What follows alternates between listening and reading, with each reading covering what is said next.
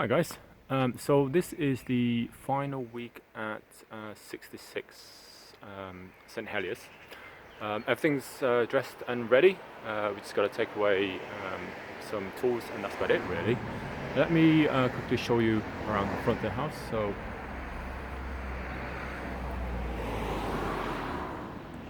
nice big drive front. That's the house, and let's walk through to the inside. Okay,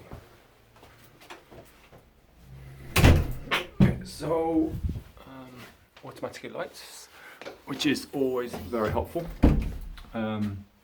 Keeps the energy costs down, and because a lot of people, like tenants, tend to forget to turn the lights off. What you want is to make sure you block these off, so tenants can't switch them on and off, because that would disrupt the automatic part of the automatic lighting. This is room number one. Really big room, as you can see. This is sort of the most stressed room, sort of like the showroom, so obviously it will look the best. But the reason why it's the showroom, and aside from the fact that it's the sorry, just had lunch. Aside from the fact that it's the one nearest to the front door, is because so the reason it's next to the front door is because when you walk in, you want to make that first impression. You obviously don't want people to, prospective tenants to walk in to a room that doesn't look great, that's not dressed. So that's why I tend to dress the room at the front first, to make that initial first impression.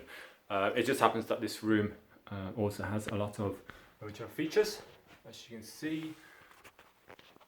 So overall, hopefully that will make the impression that we want. This room, I think, is 469.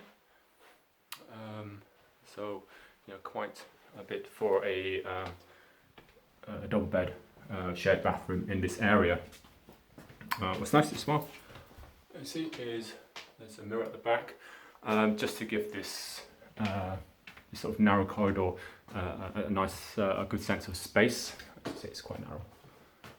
There you go. So that used to be, this actually used to be the garage, but we put a corridor there instead. And people are a bit vain anyway, so they always like check themselves out while walking down. This is the garage conversion.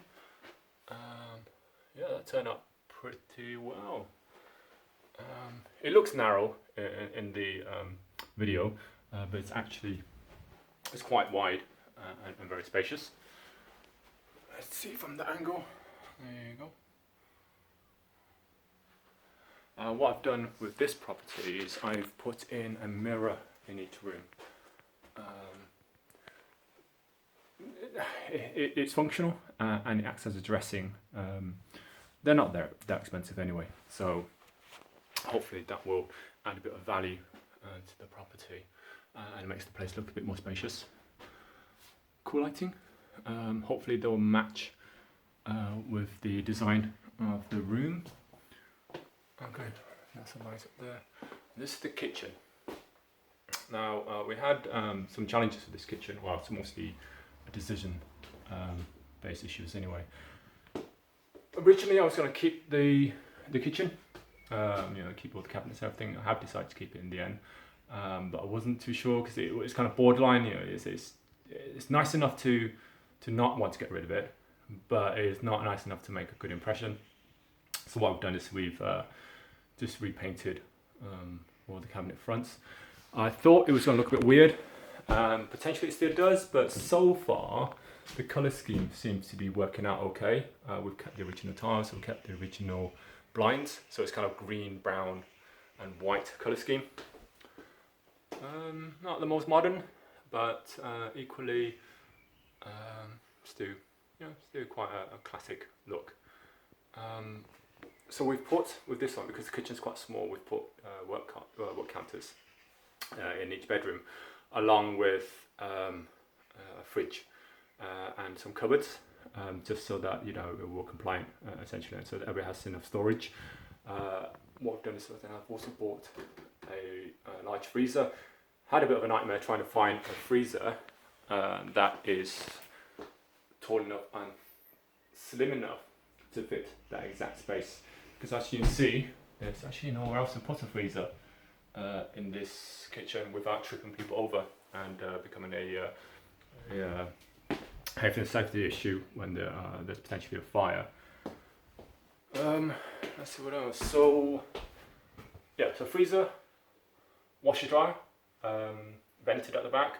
Please always provide a dryer at your HMOs. Tenants ask for it. You don't want to be taking viewings at a property where people's laundries are all over the community areas. People drying their clothes in community areas. You're not going to get the tenants you want, and you're not going to get them at the speed you want them at. It really is off-putting. And also, tenants, they want drying facilities. It's really not that expensive. Just get a dryer.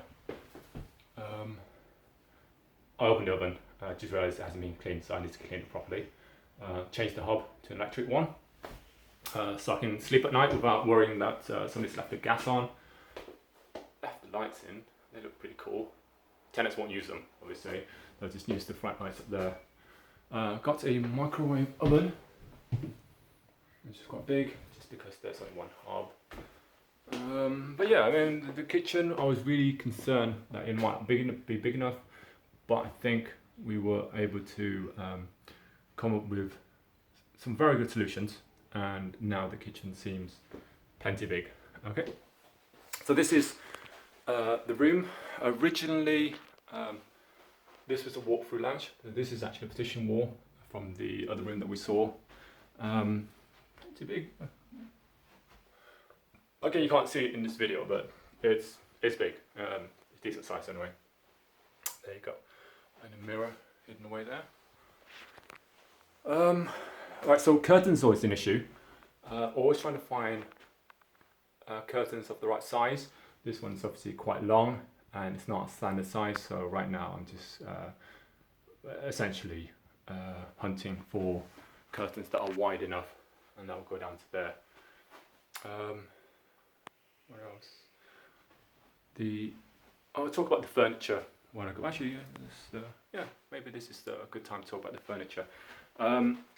So I get these from Adam Croft, the HMO franchise, Adam and Eddie.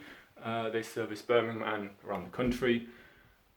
This is the Aurora set, which I've been using for the last few properties. I absolutely love them because they're nice and sturdy, well made, soft closers. There you go, which in a HMO is very important. They're easy to clean as well. And I'm a bit of a clean freak. And they will last a while. I'm not going to boot it, but I would. These are the 4-foot beds. They seem, maybe they seem a bit small on there, but they are more than big enough. My only thing is, so with the 4-foot version, so they do have a lowered foot end on the 4.6, 4'6" beds, but they don't offer the lower foot ends on the 4-foot beds, which is really weird because that's when you'd need the lower foot ends, because then, because it's a smaller bed, your feet is more likely to dangle over. You're more likely to need the extra space to dangle over if you need to. You're more likely to need it on a 4-foot bed than a 4.6 bed. So this is really weird, but I'm talking to Adam and hopefully he can talk to the manufacturers and see if they can offer the lower foot ends on the smaller doubles as well. Painted those, they seem okay. That's it for this one. Okay. Automatic lights, reflex lights.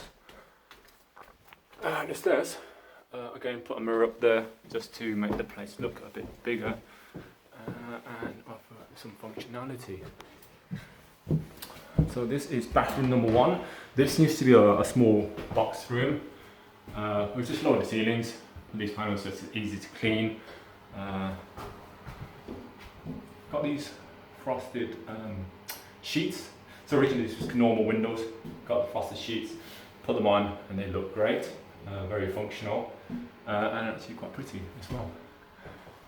Mirror and cabinet. In the future, I think I wouldn't get the cabinet underneath. I don't think they're very useful. Well, for a family they'll be useful. For a HMO, because people are sharing the bathrooms, people generally won't want to put things in there because they're private. If they do, it'll just end up being empty shower bottles, shower gel bottles, shampoo bottles, things like that, and it'll just be dirt over time. It'll get dirty over time and it'll just be full of rubbish. So in the future, if it's a communal shower or a communal bathroom, I will not include sort of these bits, literally just the wash basin and the mirror on top, not even of the cabinet, so just a mirror on the wall. Because really you want tenants to be taking their stuff with them, either putting it in the bin or disposing of it and not just leaving it there. You'll find in HMO, they'll normally, it's a pet peeve, you'll find that there'll be empty toilet rolls around. So just make sure you provide adequate bin solutions so they can chuck it in there when you're taking viewings. It's all neat and it's for the tenants that are clean, at least it doesn't pee them off. Okay. Well, small shower units, which again, need to make sure that's big enough or bigger on the next one. That's quite nice, isn't it? That's it really. Cool. Right, bedroom number 4. Again, really big room. This is 469. Kept the lights thing up there. Those lampshade things. Kept the mirror on the wall. Kept the blinds. Some of them were broken, so we just take them out. But what I figured is I'll leave those, but also get some curtains, blackout curtains going across, so the tenant has then an extra buffer against noise, light, and a bit of privacy as well. But again, these are really, really long, so it's just a matter of finding curtains that are wide enough, so that are long enough. Again, counter over there, fridge, pretty lighting units, which is nice. So this room is actually already taken. It's taken by a software engineer who doesn't work too far from here. He realised he wanted it was either this one or the one downstairs. He opted for that one in the end, which is good for me because I think the one downstairs is easy to sell. Bathroom number 2. This is the original bathroom. We just essentially kept it as it is. Just went around, cleaned everything up, resealed everything. It's always so with the bathrooms. The thing that makes the bad impression is when you got mold around the edges. Just take it all off, reseal it. With shower units, the big issue is always leaks and potential leaks. So when you're doing them, just make sure you seal them off properly, and there are no risk of leaks dripping down. Because once that happens, it's a bit of a nightmare to take everything up and then find out what it is and then fix it, and then go downstairs to the room below, look at the ceiling, and then treat the ceiling, repaint everything. So yeah, it's a bit of a job for a leak. So stuff like that, it just pays to just be extra careful, extra sure when you're putting the ensuite in. Put a hook up there, because that's always helpful. Always have a bin in your bathroom as well. Again, when you're taking viewings, the thing that the mess in bathroom is always the overflowing bin, and it's basically empty toilet rolls. So have a place for tenants to put in, or for the person like the cleaner or myself, just so I can see. I can pick up the toilet roll and just chuck it in the bin. This is I think the second smallest room, or one of the rooms. Yeah, second smallest room. This is 439, so 440. Standard room at the back, so it should be a lot quieter. Nice view of the garden. And this is the final room. Again, this is quite a pretty room. Not sure the camera does it justice, but it's actually quite big. Let's see if I can walk around there. The double windows, give the place a good, makes it look a lot bigger, gives it a lot of natural light, I think, which is a brilliant selling point. Sorry, excuse me, which is a brilliant selling point. Again, what I've done is I've kept the blinds there, the original blinds, just basically blinds. But I've also added curtains, so you know, extra privacy, extra security, extra an extra thing against noise and sunlight. Who needs it? Oh, good doggy. Oh yeah, sorry. And this room we didn't get a wardrobe because we created a walk-in wardrobe, which is quite useful. Let's walk into the walk-in wardrobe. There you go. Okay, so I guess actually I didn't show the garden, so let's go and see the garden.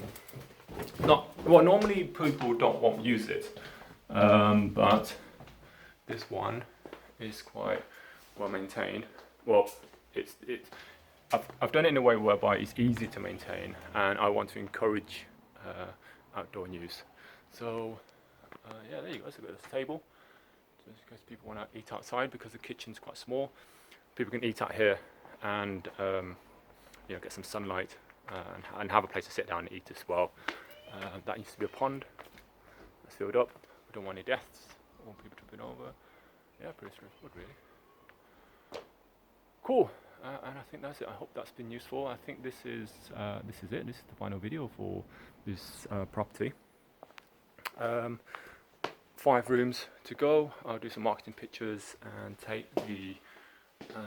start taking viewings on the property today. All right. Oh, sorry. Yeah. Final figures. We purchased it for 170k, I think. The refurb throughout the house, including the garage conversion, came up to 25 grand. The gross rent is 2,700 a month. I think the net rent is about 1,500, 1,600. So yeah, that worked out quite well. 2 bathrooms, 6 bedrooms, or double. Okay, and I think that is it. All right, take care. Hopefully that's been useful. The next videos will be at 86 Willows Avenue now, and then I think we've got one completing in Quinton Stroke Harborne in about 2 weeks. So I'll start doing some videos on that one as well. All right, take care. See you.